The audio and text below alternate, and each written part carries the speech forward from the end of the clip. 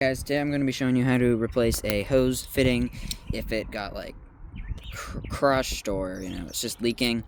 So what you're going to need is one of these replacement hose fittings. They come in different sizes, but the most common is 5/8 and 3/4. The tools you're going to need are either a Phillips 2 screwdriver or a drill with a Phillips 2 bit. And I prefer like a box cutter for cutting the hose, but you can use scissors. I just feel like you get a straighter cut with a box cutter. So this is the damaged fitting. I'm going to cut it back right about there. You're just going to cut that.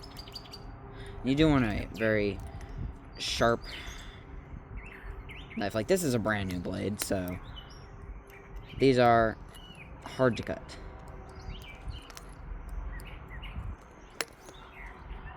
So just try and cut it as straight as you can. You could have cut closer, but it got damaged somehow, like got burnt or something. So I didn't cut it as close as I could have. So the next thing is this fitting fits into here. And if your male end is broken, you want a replacement male end. If your female end is broken, you want that.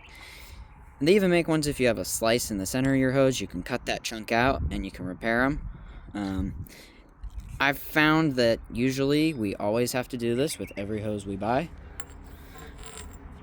Now, I get these from Home Depot. They seem pretty good.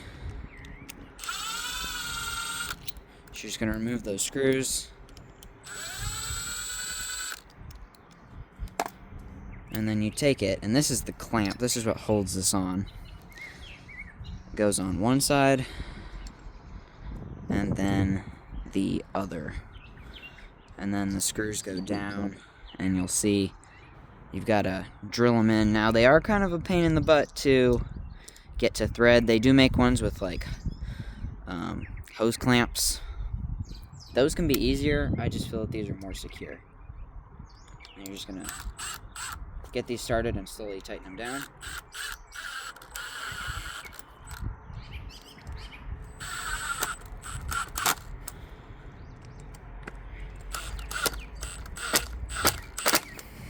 Now I'm going to try and get it till those ends touch.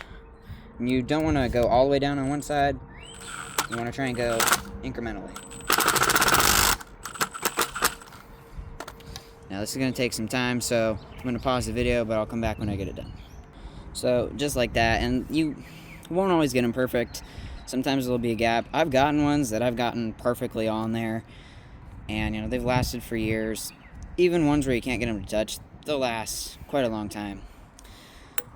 And just here's a tip. So this end, it was leaking, but I couldn't get this two-way valve off because these corrode together.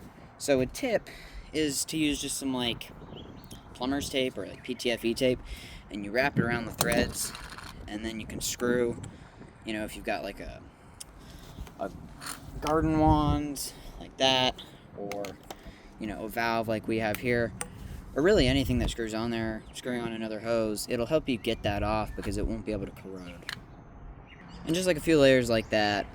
Obviously this is optional, but if you ever do plan to remove whatever you screw on the end, it does help, and especially if your hose gets left out in the winter.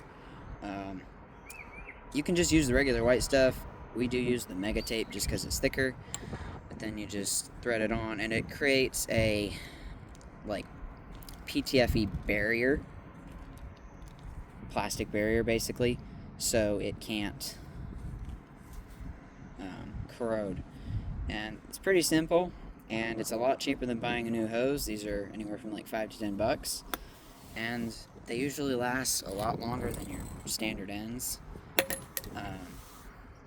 But yeah, so it's just that simple, and as long as you've got a few basic tools, you can do it. So thank you for watching. I hope you learned something. If you didn't, at least hope you found this entertaining. Thank you for watching.